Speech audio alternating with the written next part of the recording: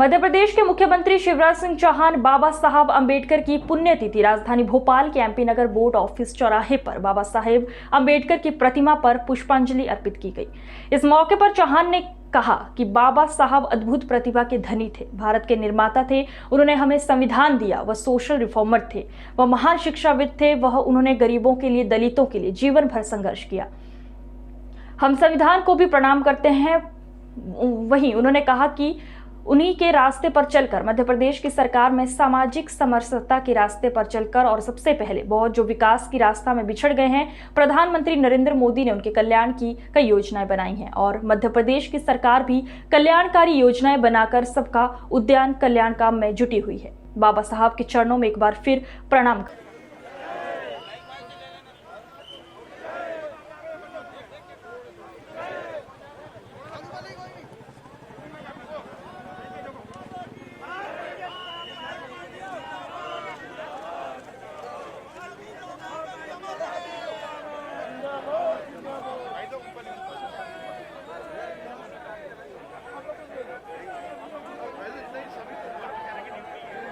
भैया थोड़ा साइड में जाना। ऐसा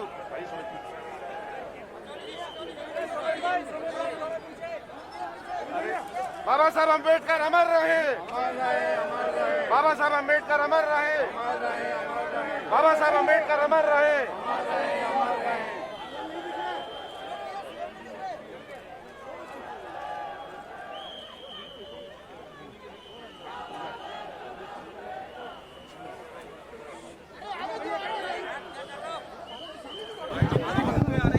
बाबा साहब अद्भुत प्रतिभा के धनी थे। वो भारत के संविधान निर्माता हैं। उन्होंने हमें संविधान दिया। वो सोशल रिफॉर्मर थे। वो महान शिक्षाविद थे। वो सामाजिक समरसता के पक्षधर थे। उन्होंने गरीबों के लिए, दलितों, शोषितों के लिए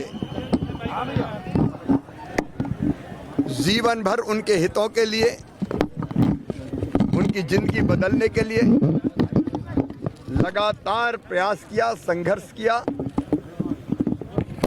और भारत का संविधान उनकी देन है। हम संविधान को भी प्रणाम करते हैं और उन्हीं के बताए हुए रास्तों पर चलकर मध्य प्रदेश की सरकार भी सामाजिक समरसता के साथ न्याय सबको,